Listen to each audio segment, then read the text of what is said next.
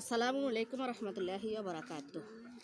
আজকে জানবো দোয়া কি আর কার দোয়া নিশ্চিতভাবে কবুল হয়। দোয়া কি? রাসূল সাল্লাল্লাহু আলাইহি সাল্লাম বলেছেন, যে ব্যক্তি আল্লাহর স্মরণ করে আর যে আল্লাহর স্মরণ করে না, উভয়ের উদাহরণ জীবিত ও মৃতের ন্যায়। সহিহ বুখারী। দোয়ার অর্থ হচ্ছে কোনো একটা আকাঙ্ক্ষা পূরণের উদ্দেশ্যে আল্লাহর কাছে অনুনয় বিনয় করে ভয় ও আশার সঙ্গে খুশু ও গুজুর সাথে আকুল প্রার্থনা করা। এটা আল্লাহ তার কোরআনে মানুষকে শিখিয়ে দিয়েছেন যে তোমরা আমাকে বিনয় আশা এবং বীজের সঙ্গে ডাকবে, তোমরা ডাকলে আমি সারা দিব। সূরা বাকারা 186 নম্বর আয়াতে আল্লাহ কথাটি বলেছেন, আর সূরা মুমিনের 60 নম্বর আয়াতে আল্লাহ কথাটি বলেছেন যে তোমরা ডাকলে আমি তোমাদের ডাকে সারা দিব। দোয়া করা আল্লাহ পছন্দ করেন, আমারও অবশ্যই প্রার্থনা শুনে থাকেন। এই আয়াতটা এসেছে সূরা ইব্রাহিমের 39 নম্বর আয়াতে। আবু দাউদ এবং তিরমিজির বর্ণনা, নবী মুহাম্মদ সাল্লাল্লাহু আলাইহি সাল্লাম বলেছেন, আদ-দুআউ হুয়াল ইবাদা, অর্থ দোয়াই হচ্ছে ইবাদত। এবার জানুন কার কার দোয়া নিশ্চিতভাবে কবুল হয়। আবু হুরায়রা রাদিয়াল্লাহু তাআলা আনহু থেকে বর্ণিত, রাসূল সাল্লাল্লাহু আলাইহি সাল্লাম বলেছেন, তিন ব্যক্তির দোয়া নিশ্চিতভাবে কবুল হয়। এক, মাজলুমের অত্যাচারিত ব্যক্তির দোয়া। দুই, মুসাফিরের দোয়া। তিন, সন্তানের জন্য বাবা মার দোয়া।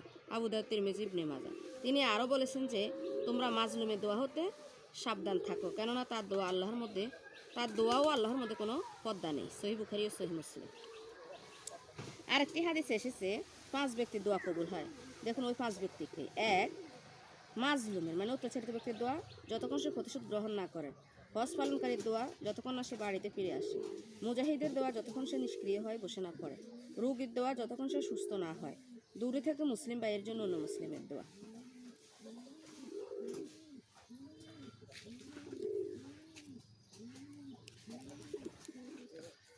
আল্লাহর কাছে প্রার্থনা কোন ভাষায় জানাতে হবে জানুন।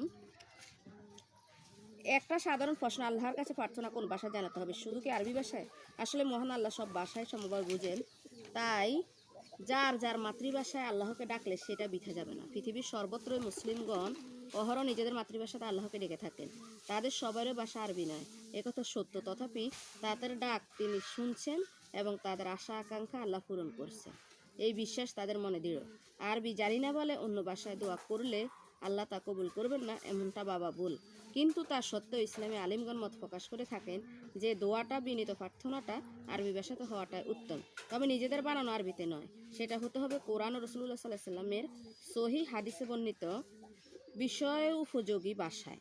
কোরআন হাদিস পড়ে অর্থ বুঝে দোয়া শেখা উচিত, তারপর পড়া উচিত। দোয়ার বিশুদ্ধ উচ্চারণ এবং সঠিক অনুবাদ জেনে নিয়ে আল্লাহর দরবারে ভয় ও আশার সঙ্গে আল্লাহর কাছে চাওয়া উত্তম।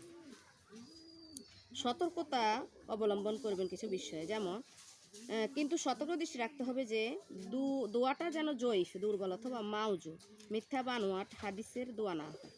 বাজারে দোয়ার অসংখ্য ছোট বড় বই দেখা যায়, আর বেশিরভাগও নানা দল, ফিরকা, মাযহাব, তরিকাপন্থীদের রচিত দোয়া, যা অবশ্যই বর্জন করা উচিত। মনে রাখা দরকার যে দোয়া দ্রুত নয়, বরং ধীরে সুস্থে অর্থ বুঝে করা উচিত। আপনারা সহিহ বুখারী, সহিহ মুসলিম এবং অন্যান্য সহিহ হাদিস গ্রন্থে দোয়ার যে অধ্যায়গুলো আছে, ওই দোয়ার অধ্যায়গুলোতে দেখবেন আল্লাহ রাসূল সাল্লাল্লাহু আলাইহি সাল্লাম আমাদের কী দোয়া শিখিয়ে দিয়েছেন, সাহাবীরা কী দোয়া করেছেন, ওইভাবে দোয়া করার চেষ্টা করবেন ইনশাআল্লাহ। তাইলে ইনশাআল্লাহ সমস্ত দোয়া কবুল হবে।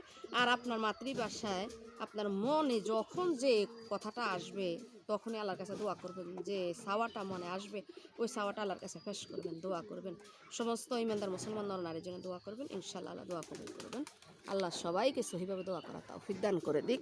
ওয়া মা তাওফিক ইল্লা বিল্লাহ।